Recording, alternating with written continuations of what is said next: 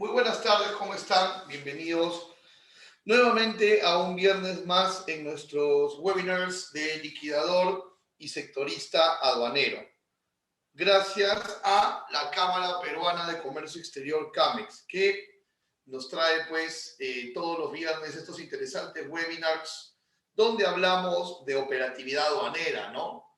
Dedicado muy en especial para quienes se están formando como liquidadores y sectoristas aduaneros, ¿no? Ustedes que son los asesores operativos de los importadores y de los exportadores.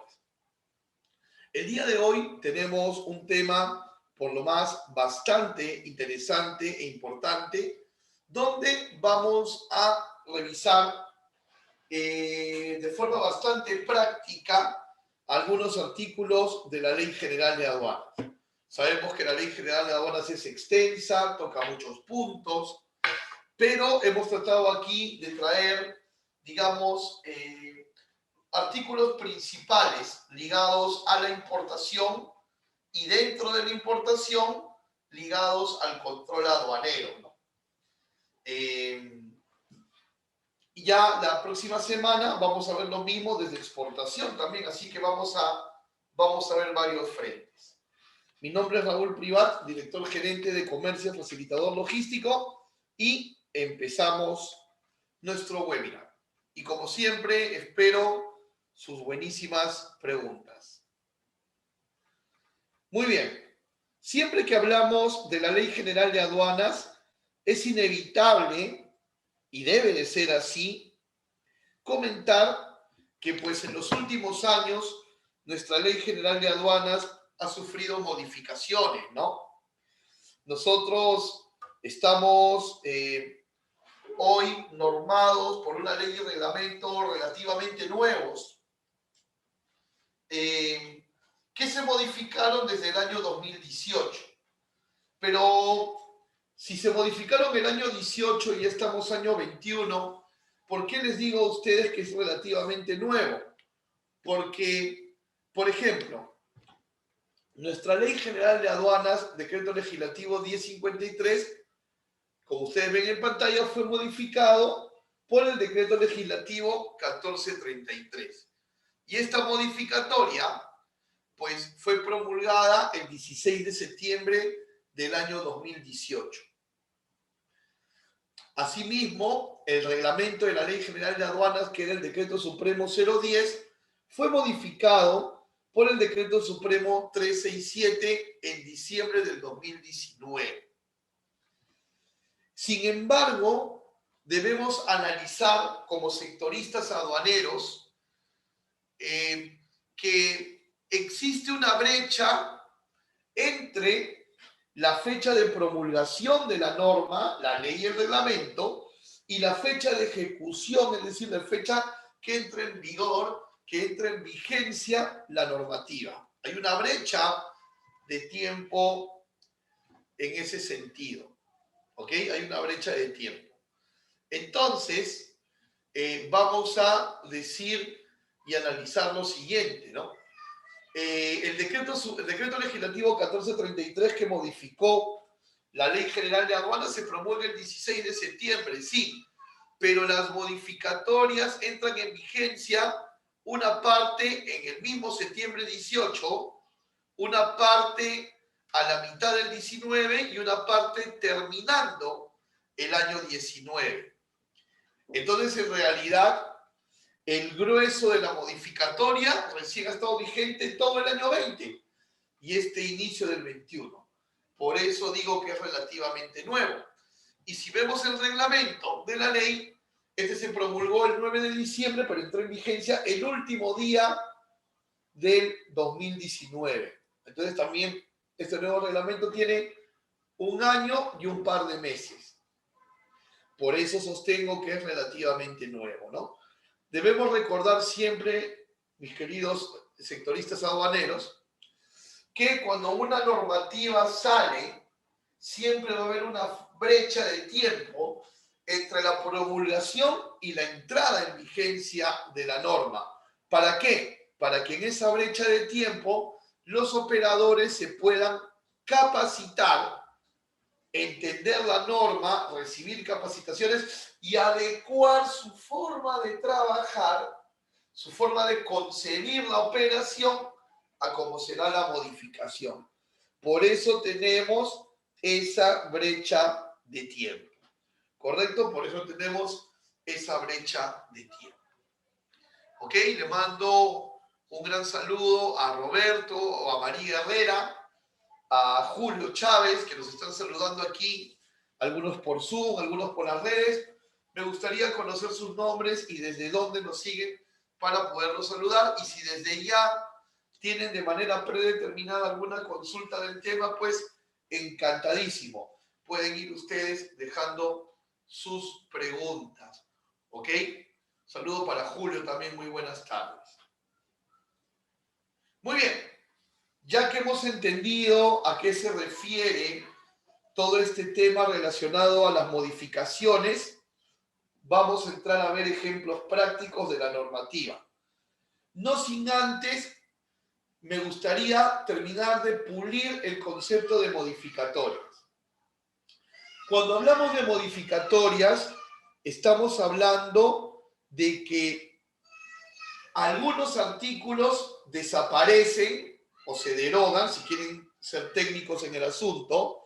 Algunos artículos se derogan, otros artículos permanecen igual y otros se les aumenta cosas o se le quita cosas. La combinación de derogar, de mantener y de editar, yo sé que ustedes me entienden, la combinación de todo esto es lo que llamamos modificatorias. No es que cuando hay una modificatoria de la norma aduanera, no es que se destruye todo para volver a construir un castillo nuevo. No funciona así, sino que se parte de base, ¿no? No hay un cambio totalmente radical. ¿Ok? Saludos para Bruno Araujo, para Max Montesino, para Juan Carlos. Saludos para Robert David desde Talar. Muy bien, vamos a continuar. Entonces, vamos a hacernos una primera pregunta para hacer una primera aplicación práctica. ¿Cuáles son las facultades que pueden tener aduanas en relación a los despachos de importación? Esta pregunta va a intentar darnos la dimensión de hasta dónde puede aduanas fiscalizar un despacho de importación. Vuelvo a repetir la pregunta que se nos plantea y que nos invita a la aplicación práctica. ¿Cuáles son las facultades que puede tener aduanas en relación a los despachos de importación? Para esto tenemos que citar el artículo 2 de la Ley General de Aduanas. ¿Ok? Tomen nota. Artículo 2 de la Ley General de Aduanas.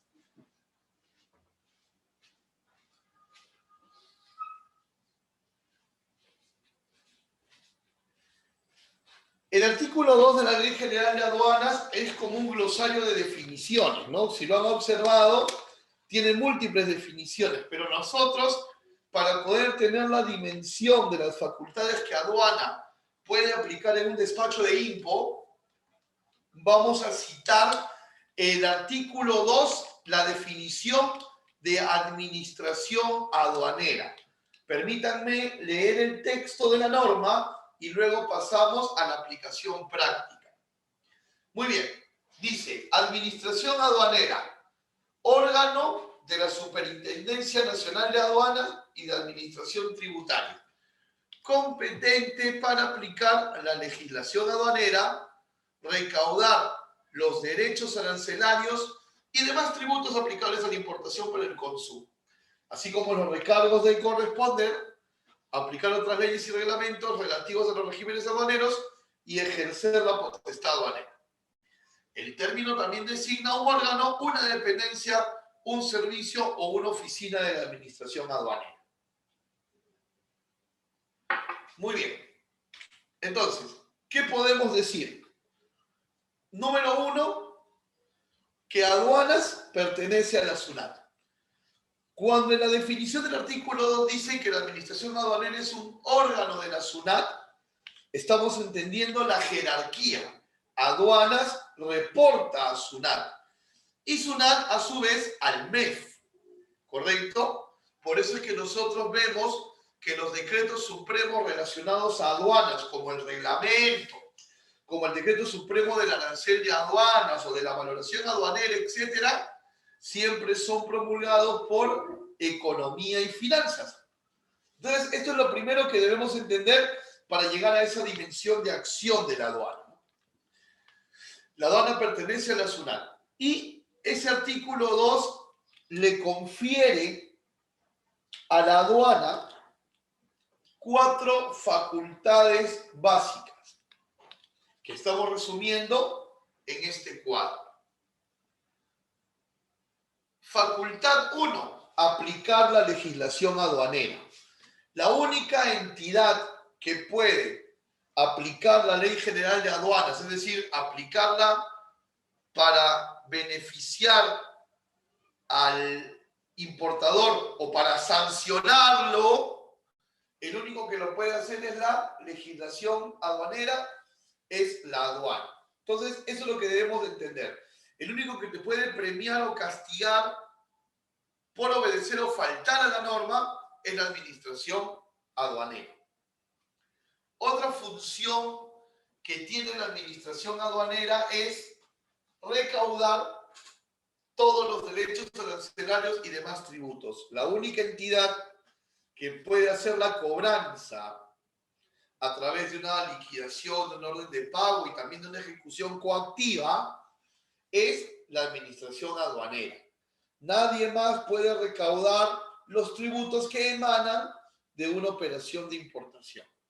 Probablemente esta sea la gran explicación por la cual aduanas pertenece a Economía y Finanzas, no al Ministerio de Economía y Finanzas. Aduanas es la única que tiene la facultad para aplicar las leyes relacionadas a los regímenes aduaneros. ¿Verdad? Ustedes saben, el único que puede normar la exportación definitiva, la exportación temporal, la admisión temporal, el drawback y demás, es la administración aduanera. El único que puede normar los regímenes aduaneros. Y de las 4 facultades, la más importante que nos va a decir hasta dónde puede llegar la fiscalización de aduanas a mi despacho de importación es que aduanas está facultado para ejercer, lo dice el artículo 2, para ejercer la potestad aduanera. Es el único que puede ejercer la potestad aduanera.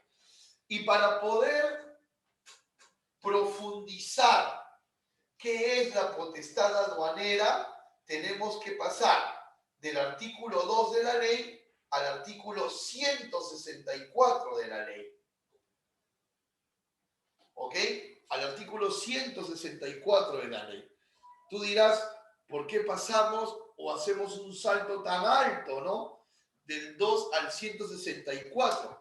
Lo que sucede es que la norma aduanera, en el sentido de capacitación, de desarrollar una clase, de capacitar a aduaneros como ustedes, no se hace en correlativo, ¿no? O sea, es decir, vamos a aprender la ley del artículo 1 al 5, mañana del 6 al 10, no funciona así.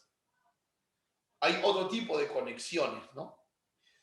Muy bien, entonces ya sabemos todas las facultades que aduana tiene para mi despacho de importación.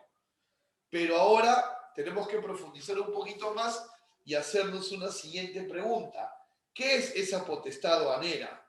¿Y en qué se relaciona con mi despacho de importación? Y les dije que teníamos que irnos al artículo 164 de la Ley General de Aduanas. ¿Ok? Vamos a recordar primero qué es el territorio aduanero, ¿no? Y el territorio aduanero es lo que ustedes están viendo en este momento en pantalla. Es decir, todo el territorio peruano es el territorio aduanero, donde termina las fronteras del territorio del Perú termina el territorio aduanero.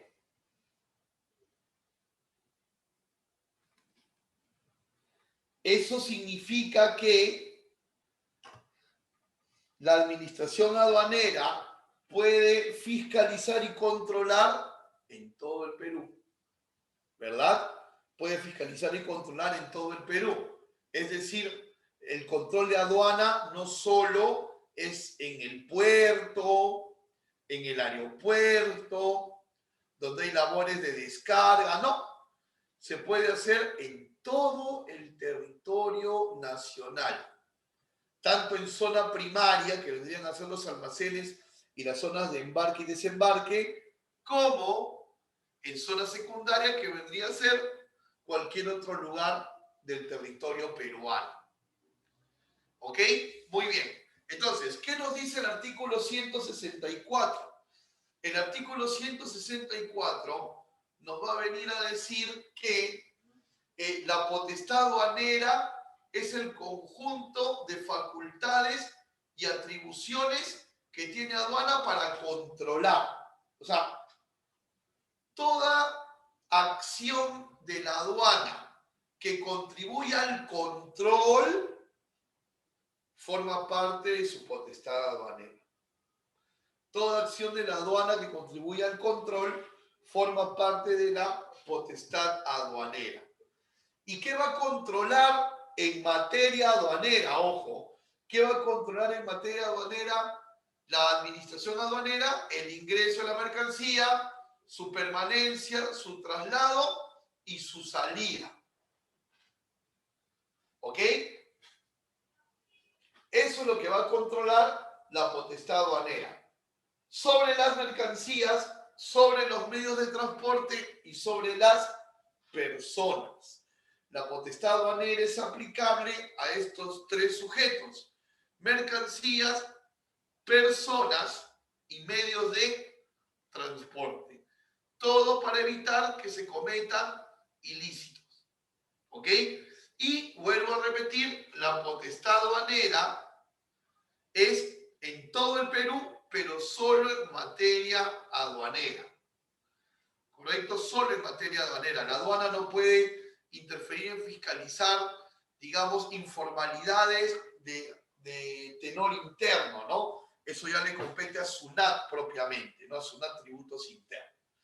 Entonces, para resumir, vamos a decir que la potestad aduanera es la acción de control y fiscalización que tiene aduana dentro de todo el territorio nacional.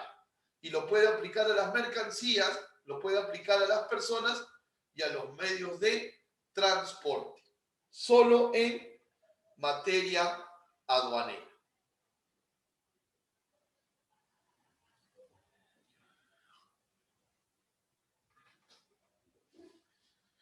¿Cuáles son los alcances que tiene esta potestad aduanera? Mira, por ejemplo, la potestad aduanera nos rompe varias teorías que aprendemos en nuestra formación, ¿no?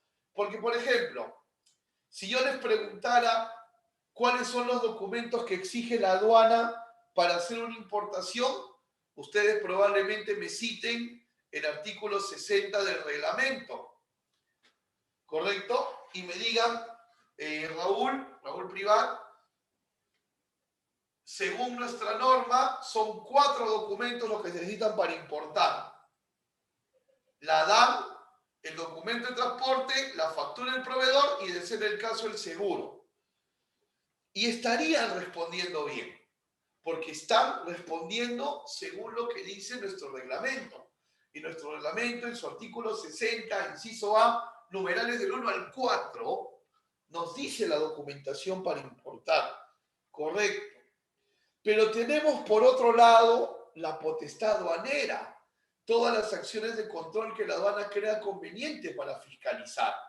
Y entonces te invito a que hagamos un contraste de lo que acabamos de citar del artículo 60 del reglamento con el artículo 66 de la ley,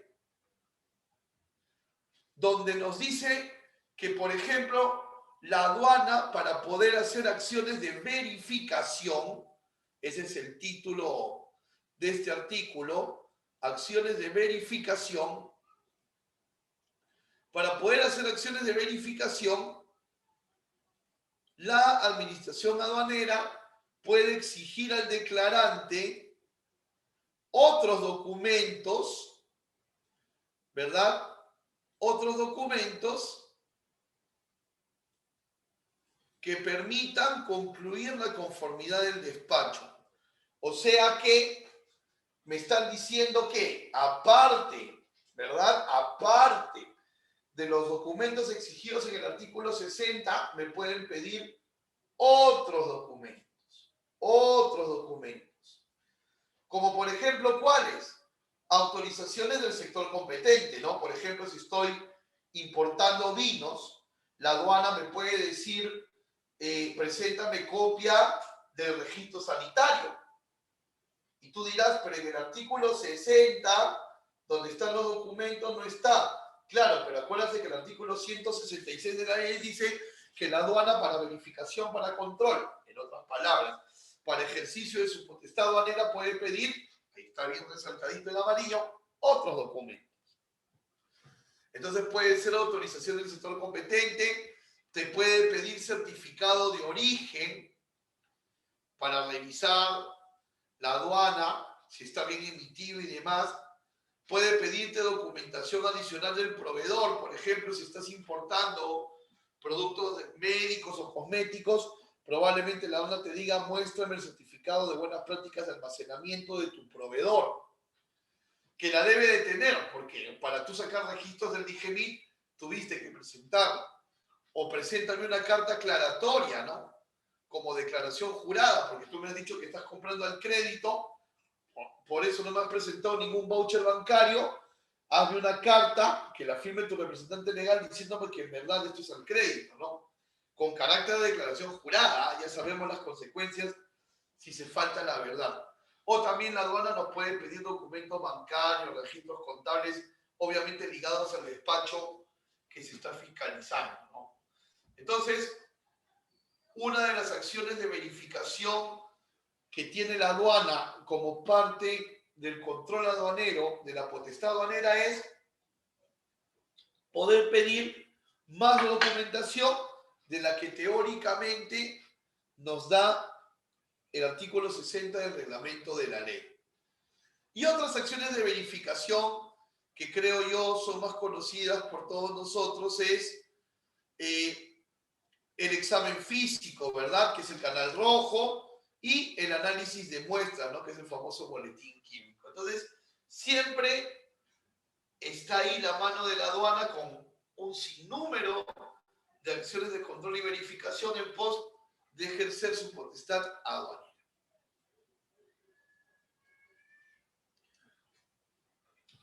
Esta potestad aduanera tiene también como herramienta unas medidas a las que conocemos como medidas preventivas.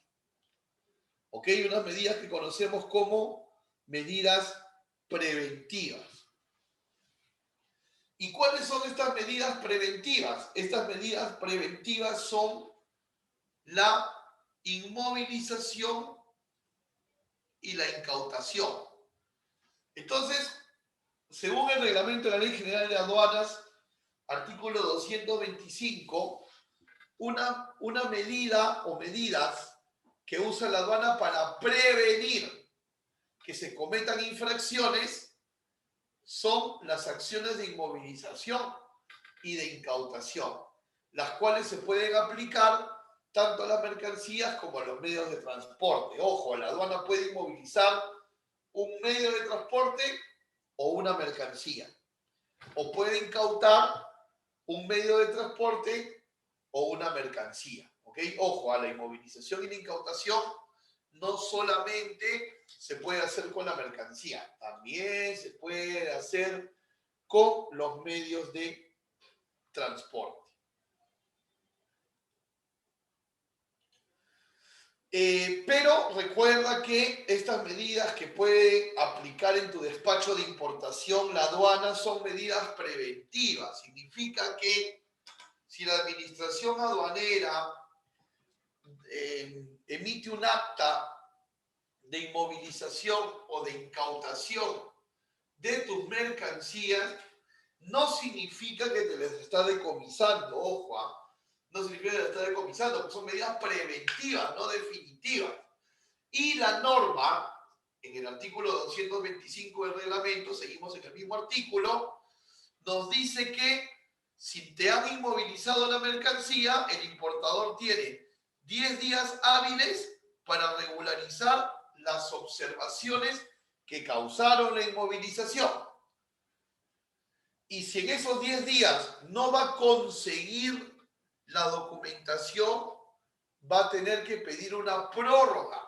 Y la prórroga se la van a dar por 10 días más. Y excepcionalmente nos dice, excepcionalmente la aduana puede extender la prórroga hasta 60 días. ¿Ok? Entonces, ya sabemos que cuando la mercancía de importación tiene un acta de inmovilización, hay 10 días hábiles para el importador para contestar, ¿no? Obviamente soportado por ti, que eres su sectorista aduanero, ¿no? Y ojo, si saben ustedes que el importador va a demorar más de 10 días en contestar, soliciten la prórroga, que la ley da derecho al importador a la prórroga. Citen el artículo 225 del reglamento. Hagan su solicitud, soliciten la prórroga que se la van a dar. Y si ustedes saben que se van a demorar más, entonces soliciten a la aduana que de manera excepcional les dé más plazo. ¿Ok? Les dé más plazo. Por ejemplo, digamos, vamos a suponer que la aduana ha inmovilizado una mercancía que la aduana duda que no requiera registro de DIGEMIN. Tú sabes que no requiere, pero la aduana duda. Entonces, ¿qué necesitas? Necesitas el pronunciamiento de la autoridad competente, que sería el DIGEMIN. Esos pronunciamientos pueden demorar unos 15 o 20 días. Entonces, necesitarías tener más prórroga y la ley te la puede dar. Y si la mercancía, en lugar de ser inmovilizada, es incautada, si en lugar de ser inmovilizada es incautada, tienes 20 días hábiles, no hay más prórroga, para poder subsanar las observaciones, ¿no? En todos estos plazos que hemos hablado, lo que el importador tiene que hacer es subsanar las observaciones que provocaron que esta mercancía caiga en una situación de incautación o de inmovilización. ¿Ok? Eso es importante. Entonces, ya lo sabes, sectorista aduanero, tienes que darle tranquilidad al importador, ¿no? La incautación y la inmovilización son medidas preventivas. Lo que hay que hacer es empezar a acopiar todos los sustentos para poder, en los plazos que nos da la ley, poder subsanar las observaciones, y de ser subsanadas, la mercancía retorna al importador y el importador puede continuar con su proceso. Sin embargo, si dentro del plazo el importador no sustenta o el sustento es insuficiente, la mercancía pasa a comiso. Entonces ya pasaría de una medida preventiva a una sanción definitiva, porque en el comiso sí es privación de la propiedad y el nuevo propietario es el Estado. ¿Ok? Pero no necesariamente una incautación o una inmovilización van a llegar a un comiso, porque acabamos de ver que tenemos los plazos para subsanar. ¿Ok? Ahora, ¿cuál es la similitud y cuál es la diferencia entre la incautación y la inmovilización? El artículo 2 de la Ley General de Aduanas nos da el alcance, ¿no? Para empezar, la similitud entre la incautación y la inmovilización es que ambas son medidas preventivas, ¿verdad? Medidas preventivas de carácter temporal. El importador subsana, aquí no pasó nada y sigue el proceso. En eso se parece, en que son preventivas. ¿En qué se diferencia? Cuando la aduana hace un acta de incautación, toma de manera forzosa la mercancía y se la lleva a sus propios almacenes. Mientras que si se decreta un acta de inmovilización, la mercancía permanece en el lugar donde se generó la inmovilización. Y en ese lugar se le someterá a los controles necesarios. Entonces, son iguales en que ambas son preventivas. Se diferencian en que en la incautación aduanas toma posesión forzosa y traslada a sus almacenes.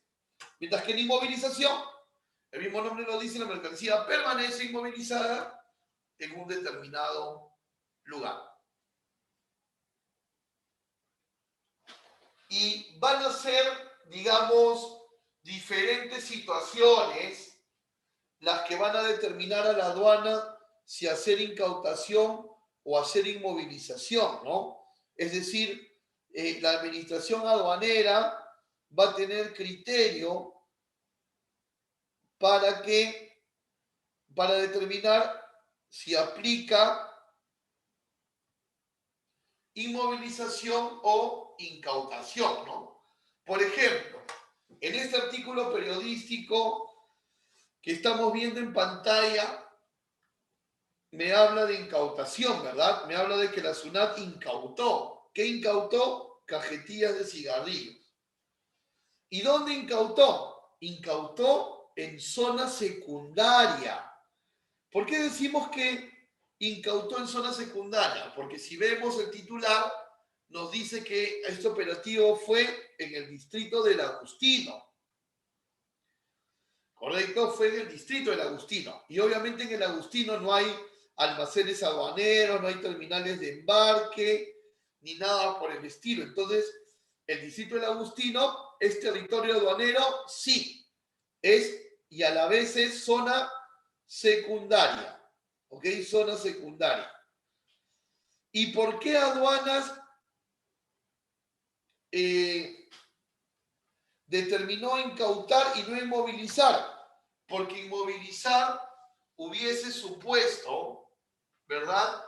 Inmovilizar hubiese supuesto dejar la mercancía en ese mismo lugar, pero ese era el lugar desde donde operaban estas personas inescrupulosas. Entonces, ¿cómo dejar la mercancía inmovilizada en el mismo lugar donde se comete la fechoría? No sé que me entienden. Por eso aduana se llevó la mercancía a su almacén y además era inminente que era contrabando porque se pidieron los papeles de aduana y no se dieron. ¿Correcto? Y en este segundo caso, aduana hizo una incautación porque la mercancía fue detectada en zona primaria. ¿Correcto? Y además porque había cierta ventana o cierto espacio como para que el importador regularizara la documentación. Voy a comentarles un poquito más sobre esta segunda nota periodística. Resulta que un importador trajo a Lima infladores para neumáticos, pero no los declaró como infladores para neumáticos. Los declaró, disculpe, trajo infladores para neumáticos, sí, pero solo en la declaración. O sea, es decir, declaró que estaba trayendo infladores para neumáticos y lo que en verdad estaba trayendo eran nebulizadores. Me dejo entender, o sea, declaró un producto por otro. Declaró nebulizadores, perdón, declaró infladores para neumáticos y en verdad eran nebulizadores. ¿Por qué ocultar? ¿Por qué declarar una cosa por otra? Es que en este caso, los infladores para neumáticos no requieren permiso, pero los nebulizadores requieren registro del IGNIC. Y además la empresa debe estar habilitada para funcionar como droguería. Aquí queda claro que la intención del importador era no sacar los registros sanitarios de los nebulizadores, venderlos obviamente en un mercado negro, porque ningún mercado formal se va a comprar nebulizadores sin registro, y por eso declaró que eran infladores para neumáticos. Y en verdad eran nebulizadores chinos. En el desarrollo de la nota periodística nos dice que la carga ya estaba por salir del almacén. ¿Ok? Ustedes pueden googlear esta nota también para verla después con más tranquilidad. Yo se las estoy resumiendo. La carga ya estaba para salir del almacén, o sea, ya tenía levante. Y cuando la mercancía estaba por salir del almacén de aduana, adivinen qué. Aduana solicitó inmovilizar la unidad para abrirla y revisarla. Y se encontró que en lugar de infladores de neumáticos había nebulizadores. Y se procedió a hacer la inmovilización y posteriormente la incautación porque la empresa importadora no tenía permiso para funcionar como droguería, no estaba registrada en el MINSA, así que se incautó. Pero aquí cabría la pregunta, ¿puede aduanas cruzar información con aduanas del mundo como parte de sus procesos de control? Y la respuesta es que sí. Y lo dice el artículo 5 de la Ley General de Aduanas, que la aduana de Perú va a procurar, a través de las tecnologías de la comunicación, cruzar información con las aduanas de otros países. Entonces, podemos tejer nuestra hipótesis,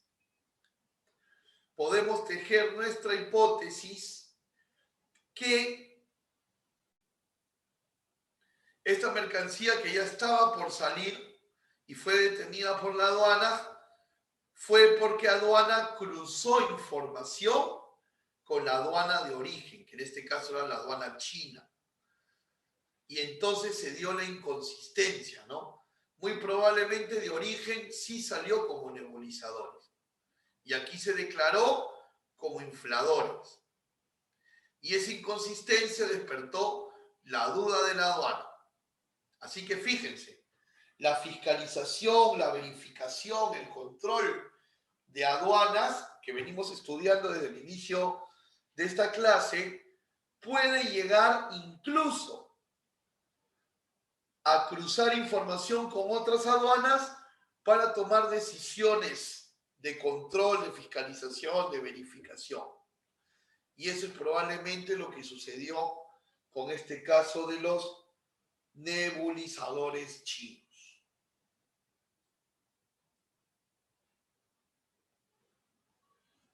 Seguimos haciendo aplicaciones prácticas de la normativa aduanera en función de la importación. Y ahora nos preguntamos, como importador, ¿estoy obligado a realizar un despacho anticipado? Como importador, ¿estoy obligado a realizar un despacho anticipado? Ustedes saben que desde el año pasado ya es obligatorio la importación bajo modalidad anticipada. Pero vamos a aprender en este momento, resolviendo esta pregunta que estamos proponiendo en pantalla, de que no todos los despachos de importación están obligados al anticipado. ¿Qué dice la normativa? El reglamento de la Ley General de Aduanas, en su artículo 62A, nos dice cuáles son las excepciones a la modalidad del despacho anticipado. Excepciones. Entonces, vamos a verlo de la siguiente manera. Los importadores de mercancía restringida y además los importadores de cualquier tipo de mercancía, restringida o no, cuyo FOB no supere $2.000, en cualquiera de los dos casos va a ser opcional el anticipado. O sea, por ejemplo, sabemos que el anticipado es declarar antes del arribo del medio de transporte, ¿verdad? Y diferido es declarar después de la llegada del arribo. Entonces, un importador de productos que requieren permisos de DIGESA, de DIGEMIT, de SENASA, del MTC, del Ministerio de la Producción, etcétera, cualquier producto que se importe a Perú y que requiera el permiso de una autoridad paralela a la aduana, ese tipo de importaciones nunca van a estar obligadas al anticipado. Van a tener el anticipado como una opción y el diferido como otra opción. Entonces, esos importadores van a poder elegir entre una opción y otra. Entonces, aquel importador de mercancía restringida no tiene por qué preocuparse de si numeró antes o después, en el sentido de tener sanciones por ello, ¿no? Y aquellos importadores que siempre traen cosas, no importa si tienen permiso o no importa si lo tienen o no lo tienen, pero que su FOB nunca supera 2.000, también está en la opción de tomar el anticipado o tomar el diferido. Pero los importadores que sí o sí están obligados a declarar anticipado y si no lo hacen deben de pagar una multa y pasar al despacho diferido, son los que traen mercancía que no es restringida, o sea, mercancía que no requiere ningún tipo de permisos y que a la vez tengan un FOB superior a $2.000.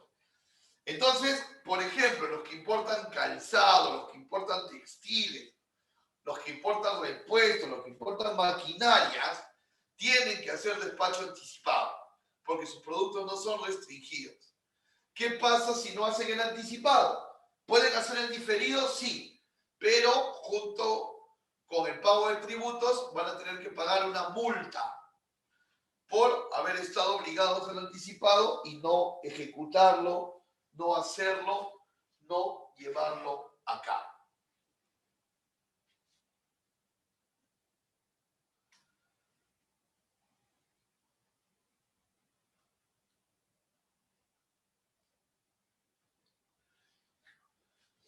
Seguimos viendo aplicativos a la norma.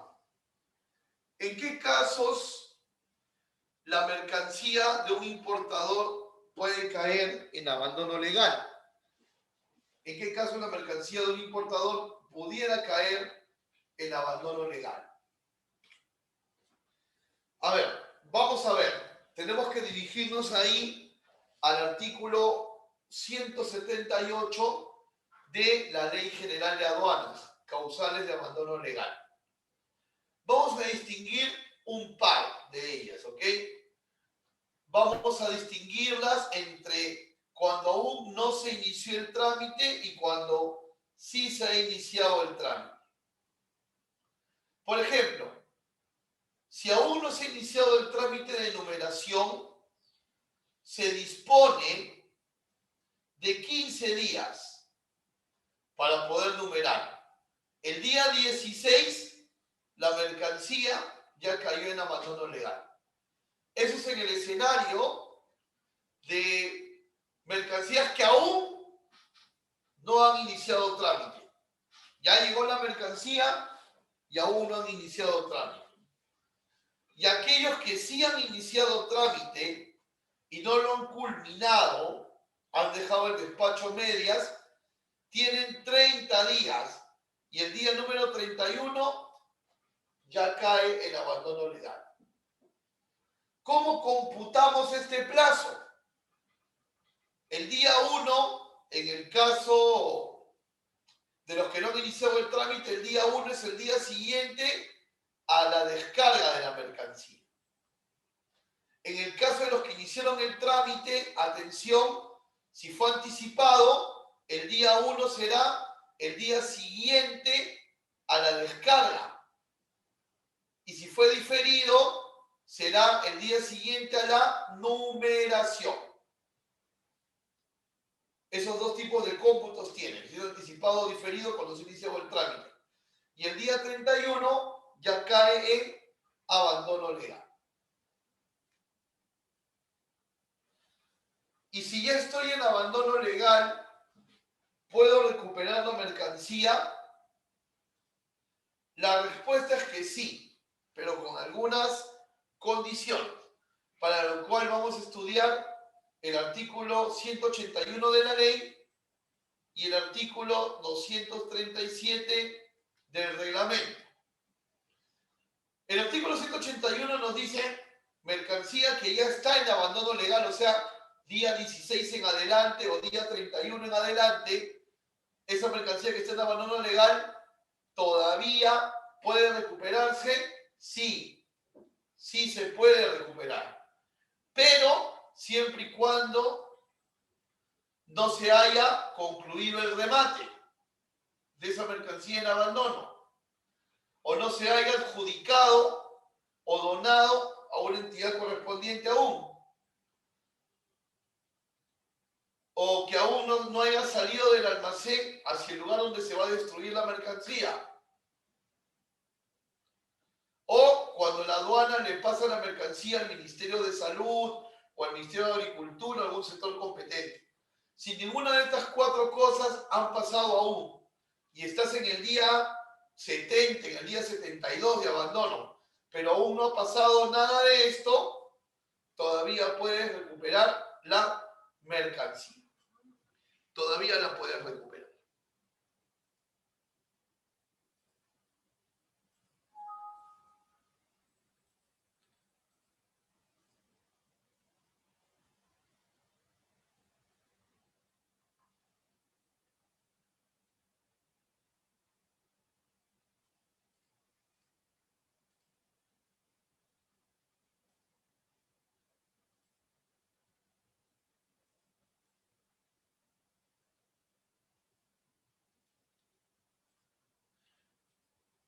Bien, hemos llegado al final de nuestra ponencia del día de hoy. Les agradecemos a todos por estar con nosotros y vamos a ronda de preguntas sobre todo lo que hemos desarrollado el día de hoy. ¿Ok? Entonces, por favor, si tuvieran sus consultas, les agradecería que podamos empezar a entrar en materia de resolverlas, ¿no? Catherine me pregunta qué significa la numeración. La numeración es el acto de declarar ante aduana la importación en este caso. Cualquier régimen, pero en este caso hablamos de la importación. Entonces, el agente de aduanas declara por sistema y por sistema la aduana le da el visto bueno a la declaración y le asigna un número. Por eso se llama numeración. ¿Ok? Gracias, Catherine, por la pregunta. ¿Tenemos más preguntas, chicos? Espero que la ponencia de hoy les haya parecido clara y sobre todo útil para cumplir los objetivos que ustedes tienen en su formación profesional. No se olviden de estar siempre enganchadísimos a la programación de CAMEX, de la Cámara Peruana de Comercio Exterior, para saber de los nuevos temas, los nuevos webinars y todos los cursos que CAMEX tiene preparado para formarte en aduanas y en comercio exterior. Puedes visitar el fanpage de CAMEX, CAMEX Perú, o también puedes visitar cursosonline.as para ver la grabación de anteriores webinars.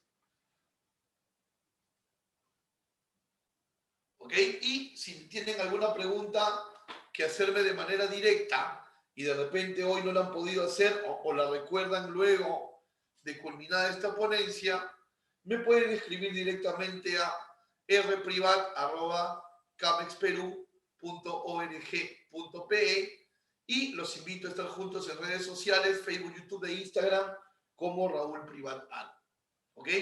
Muchísimas gracias a todos, gracias por sus consultas, gracias por estar con nosotros, gracias por seguirnos, que pasen un bonito fin de semana, los abrazo muy fuerte a todos, Dios los bendiga grandemente. Hasta pronto.